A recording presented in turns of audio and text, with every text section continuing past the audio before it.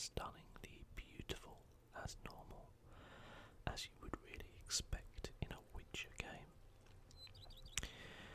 The region of Toussaint is supposed to resemble the kind of south of France and Tuscany style area north of Italy-ish, with its sweeping hills and vineyards and the kind of lush, beautiful surroundings that are here. We're going to take a slight wander around the countryside here in this video, and I plan on doing a second one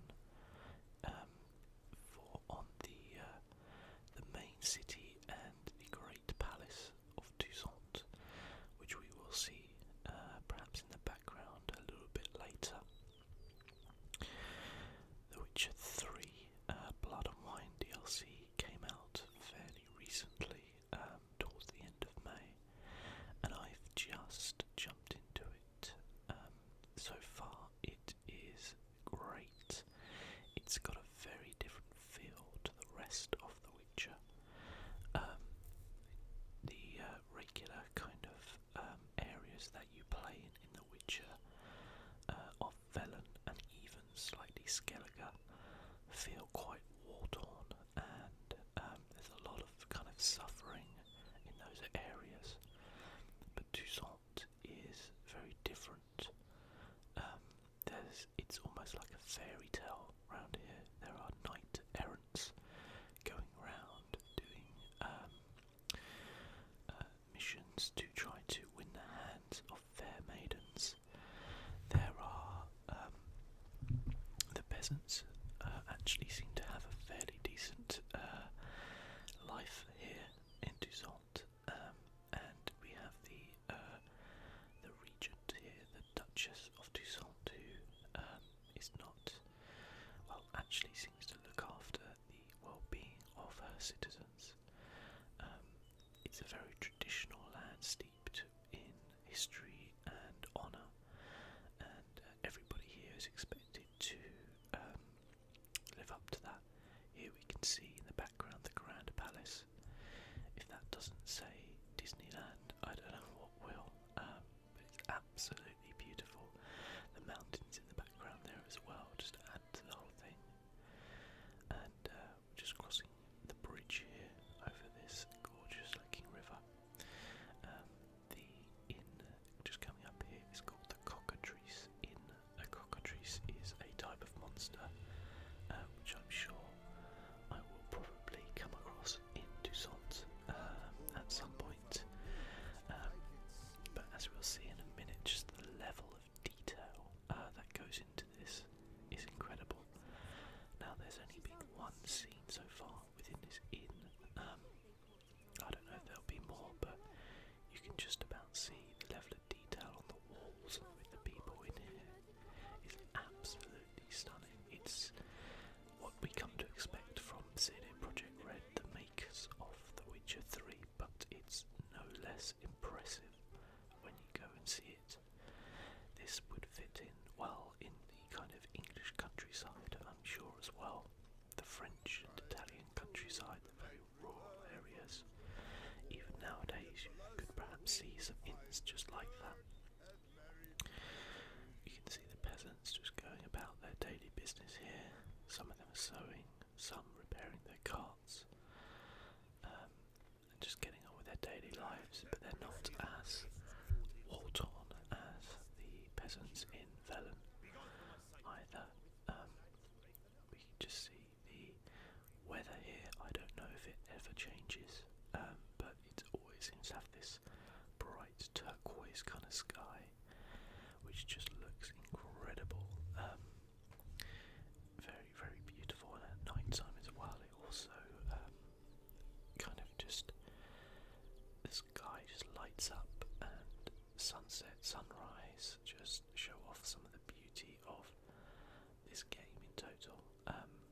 If you are on the fence as to whether or not to pick up The Witcher 3, I believe it's only around about £30 nowadays. I seem to remember seeing it for about that. It is one of the best games just an incredible game, and even if you are perhaps not a massive fan of the genre of kind of role-playing, fantasy, that type of thing, the stories and characters alone are well worth picking it up. I never played a game with such a kind of vast array of wonderful characters, some of them quite flawed in ways, but still you kind of just fall in love with them anyway. Also plenty of villains to hate as well, which is always great. Lots of backstory as well, because if you're unaware, the Witcher game series is based upon a book series as well. Coming from Poland, it features lots of kind of fairy tales and myths from Poland, and our hero here, Geralt of Rivia, is a witcher, someone who from a very young age is kind of taught to fight monsters. He's not just taught, no, he actually undergoes mutations to make him quicker, faster, stronger, so that he can actually battle them. But the game overall is just a masterpiece, it really is, and this is one of, so far, the best DLC I think I've ever picked up. Damn, something's seriously wrong here. I think we're just coming up to an area with a few monsters, so we'll probably just double back in a minute on ourselves and have a wander around the vineyards. But you can just see in the distance there's just these castles you can just make out. All of those I'm sure I'll be visiting at some point. I can't wait to do so. It should be amazing. You just see in the distance there the large city and the Grand Palace is just incredible. As well, it's just truly a stunning kind of landscape. I think we'll just jog back to where we're coming from and maybe just head up to that red house in the distance there, as we see the deer just kind of galloping around in the countryside. Quite stunning. But yeah, the main kind of areas of the game each have a very distinctive feel. So here in Toussaint, it obviously, as I said, is the kind of southern France, kind of vineyards with the kind of fairy tale castle and things like that.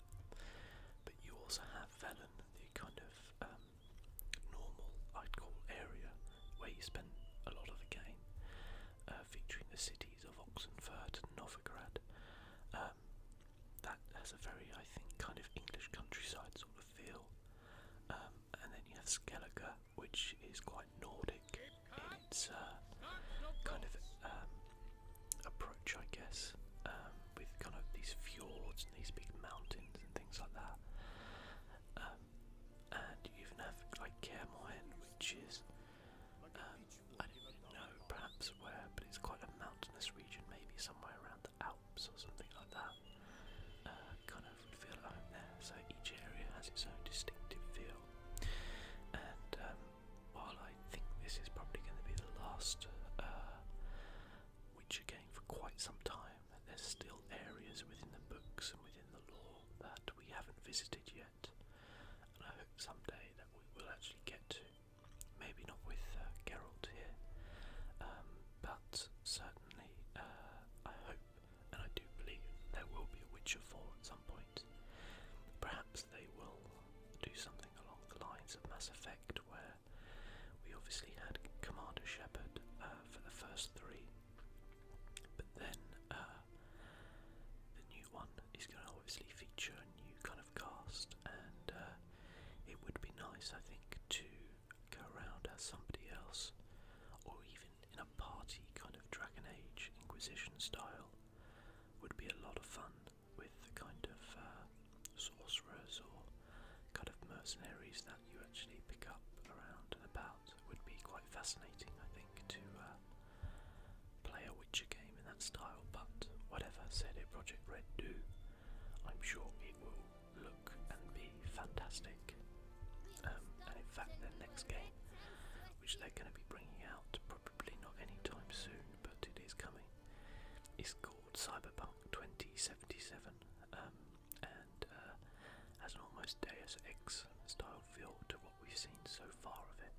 So couldn't be probably further from The Witcher, but I think they probably deserve a break from the kind of fantasy role-playing setting, and certainly whatever they turn their hand to, I'm sure will be very successful in doing so. You can just see the vineyards here as well. There's some sunflowers just off to the right, and this kind of beautiful landscape, just helped by having these kind of little just bits of ambience around, such as this gentleman here who is doing a painting, a very abstract looking painting, that's for sure. I wonder if I waited here long enough if he would actually complete it, or whether or not it would just always look like that. I would be surprised if it actually changed over the course of time.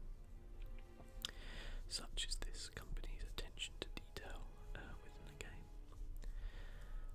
But there's such a great feel of just ambience as you walk around. The butterflies just kind of floating past. See these gentlemen here perhaps just taking a break from their daily work, and also the kind of seed pods, I think, that you kind of see just floating around, just giving this a very kind of fairytale-esque feel to the game. All of this, of course, in stark contrast to some of the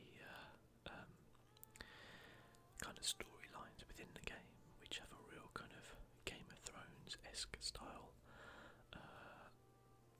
kind of tales of deceit and double-crossing and of kind of curses and things like that, which often twist and turn as you play them, and generally end up with you making some sort of moral decision as to what happens to certain people in there, which is great, and certainly adds to the kind of replayability factor in the game. Now, I don't know if I will ever have the time to replay the game. I certainly hope so.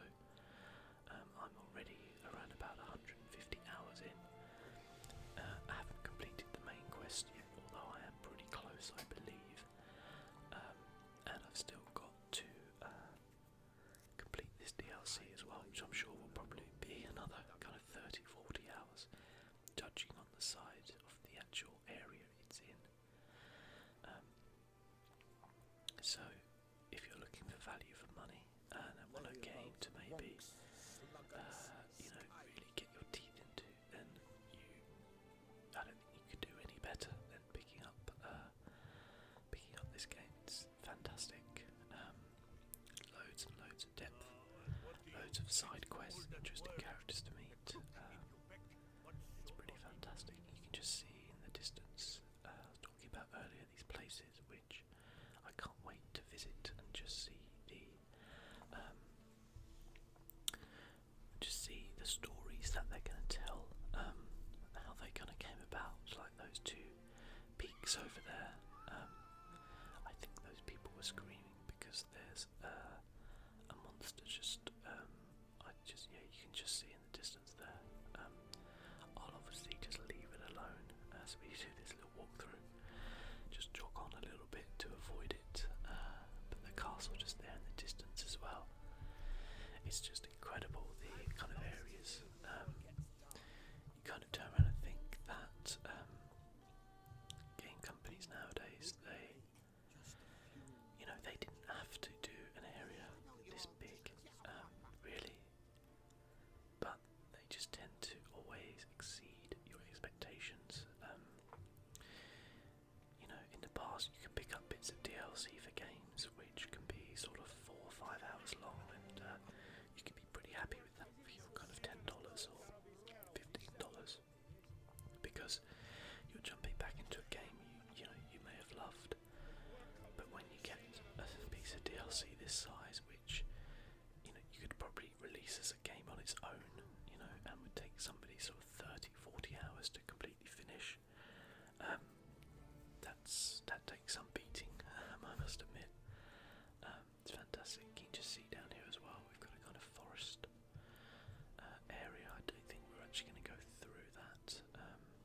Maybe going to walk down and then head back, but this kind of walk is to end up just kind of near to the Grand Palace, so we can pick up the walk and the tour again, as we can walk through the cobbled streets there and get to see what that kind of Disneyland castle is all about, which I can't wait for actually, because I haven't even really been there very much in the game. I'm only maybe 2 to 3 hours into this DLC already, but it's already got me kind of hooked on the story, as I want to know exactly what's going to be going on next with some of the characters we've met already, and there have been some old characters kind of reappear from past games and from books and things like that, which is always great to see.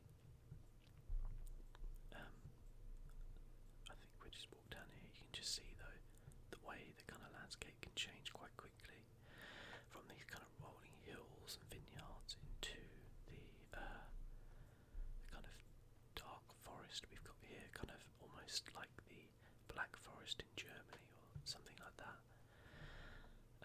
But I don't think we'll actually go through here because it probably is quite dangerous, and things can kind of pop out at you at any time as you kind of wander around here. Because as beautiful as the world is, it's also equally deadly, so you have to be pretty careful of where you're going. One of the other things that I have to say is great about this DLC is there's new music now. The soundtrack to The Witcher 3 is probably one of my favourite soundtracks of game or film ever, and I do enjoy a good soundtrack. It's kind of based upon Polish folk music, but just has this fantastic edge to it. There are fast-paced songs for the kind of combat and action sequences, and just the general kind of ambient music as well, which is just incredibly relaxing, I think, as well, and just adds to the atmosphere of the game. And in fact, some of that music I play in my E3 ramble, as I chat about E3 in another video as well. And I can't wait to kind of listen to this soundtrack a bit more, although I kind of try to avoid listening to the soundtrack before I actually complete a lot of the quests, because sometimes the names of tracks can kind of contain spoilers a little bit in it as well. Now, previously to this, I completed the Hearts of Stone DLC, which was fantastic. It had a great story. It didn't really feature too many new locations. It was a kind of an extension of the main Velen area, but that was okay because the story itself was fantastic. Had a lot of interesting kind of plot points as well. One where Geralt attends a wedding is probably one of my favourite bits in the entire game. Was just laughing so much at that, because this game's brilliant at one moment just having a very dark and kind of depressing story where, you know, someone perhaps quite close to you can pass away, or, you know, somebody who, you know, can be quite innocent could, you know, succumb to some of the monsters in the land. And then, you know, another quest where you're trying to herd pigs around a village is, you know, just fantastic as well. So some brilliant writing that you can actually get that, you know, together without feeling too insensitive and without taking you out of the immersion of the game, is brilliant. And you can just see the sun up there coming through the tree, just amazing.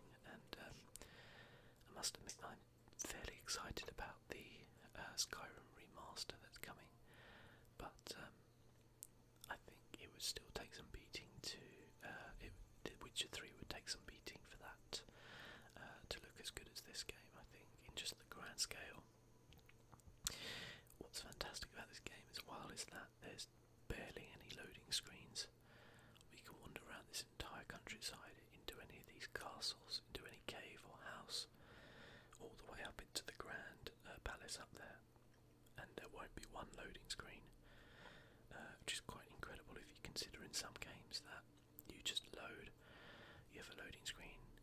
every single time you enter a building or a dungeon or a cave or something like that. The technology nowadays is just incredible. Really, really blows me away just how well they can make these games, and it's, I feel sometimes that if, although this is obviously a creative industry where people kind of go, and I think it kind of, people can go to kind of make their dreams, as it were. I think more so than you can in movies and things like that. And television as well. I think sometimes television and movies could learn a little bit from the video games industry in the level of detail that they put in things, the atmosphere that they create, and although there are obviously very different types of media, some can be quite short, some can be quite long. I do believe that the kind of innovation coming in video games is far exceeding that of television and movies, which I wouldn't be surprised to see kind of fade out within the next sort of 20 years or so, because video games are just providing you with so much kind of escapism, so much atmosphere and ambience that movies, television, they just can't compete. There will always be a place for stories. There will always be people who don't want to have to interact. But you cannot beat this kind of experience. And as VR comes through and becomes more mainstream over the next few years, I would imagine, games like this where you can wander around, with a VR headset. That's just, taking it to the next level, I guess. Pretty soon we won't even have to leave our homes. But I think there's a boat just up ahead which we're going to jump into and just sail across this lake as well. You can just see an old kind of castle there as well. I wonder what sort of mysteries that holds. I think that's a ransom poster as well, just there. I'm sure we'll get to meet that character at some point as well. Yeah, here we go. The boat just up ahead, actually. Some gentlemen just fishing on the pier here.